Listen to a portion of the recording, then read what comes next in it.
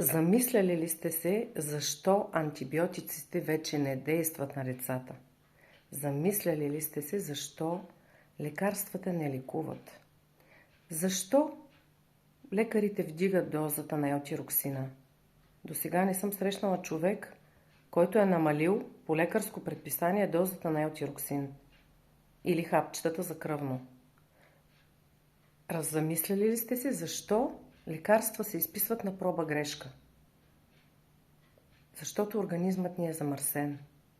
Когато клетката ни е замърсена, клетъчното пространство е замърсено, когато не се грижим за нашите клетки, каквото и да дадем на нашия организъм, витамини, минерали, каквото и да му подадем, и най-вълшебното хапче да му дадем, той няма да го усвои.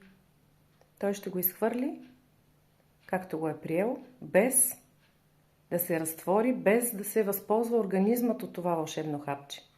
Затова тези продукти, които моето семейство взимаме от почти 5 години, едновременно чистят и тогава захранват клетката с нужните й витамини, минерали, от каквото клетката има нужда, от това се възползва.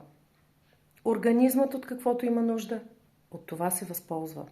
Аз само му помагам той да се самовъзстановява. Нашият организъм е много умен. Стига да се грижим правилно за него, да му даваме правилната храна, а ние няма как да ограничим вредната храна, няма как да ограничим мръсния въздух, мръсната вода. Сега ще кача едно видео за каква вода пием.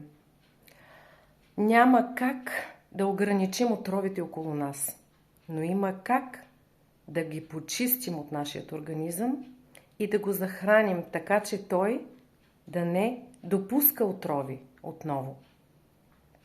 Информирайте се. Доверете се на хора, които знаят повече от вас. И бъдете здрави!